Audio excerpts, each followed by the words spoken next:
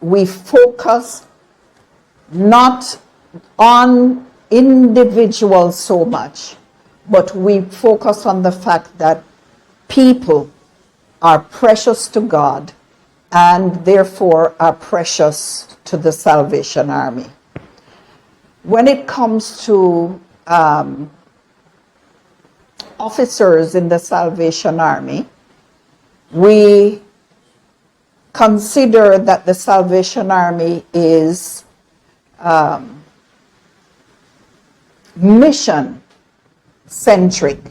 And by that I mean, when we look at appointments, we consider the appointment, the work of the Salvation Army, before we consider individuals. And so, while Nigeria is a country that traditionally is male dominant, we in leadership of the Salvation Army look at the qualities that come with an officer's experience, expertise, and giftedness.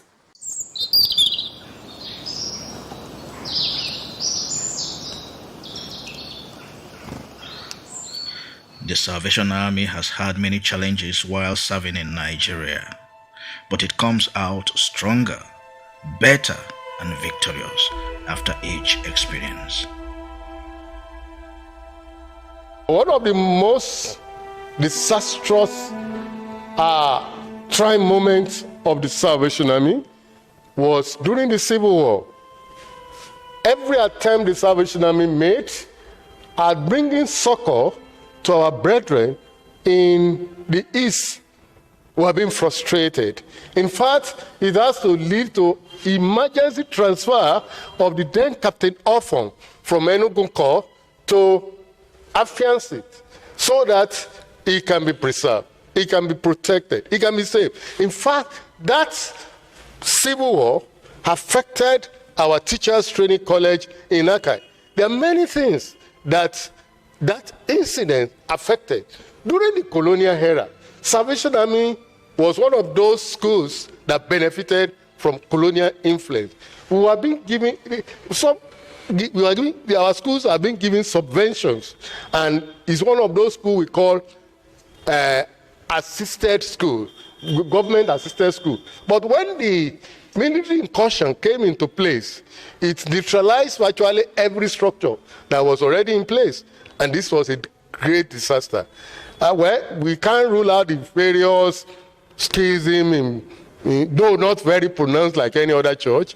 The Salvation Army has never taken the step to court. We never had that experience. But you see, within our class conflict, we have some struggles, but we are able to overcome that. He leadeth me, he leadeth me, by his own hand he leadeth me. His faithful follower I will be, for by his hand he leadeth me.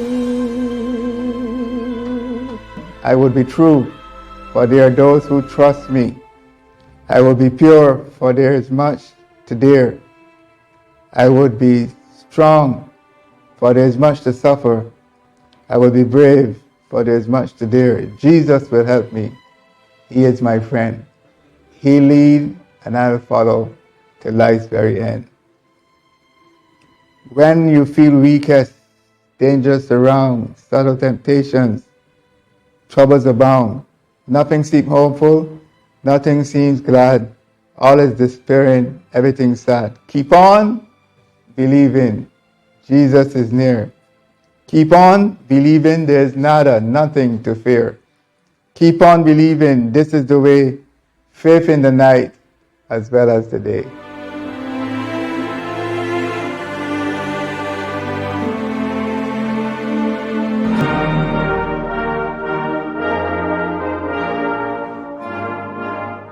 Salvation Army has rescued orphans from the streets, taught vocational skills to empower many people, rescued victims of human trafficking, and gave succor to the physically challenged.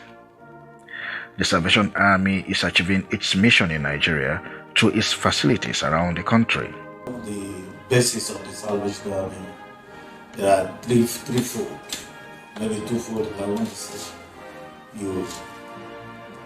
That is the mission of the Salvation Army. I think I want to start with the mission of the Salvation Army. You save souls, grow saints, and help the suffering humanity. In terms of saving souls, we've achieved a lot by winning people for Christ, and ensuring them, at least assuring them of going into heaven if they live faithfully as they have confessed their sins and accepted Jesus Christ as their Lord and Savior. That we have achieved by bringing so many people to Christ.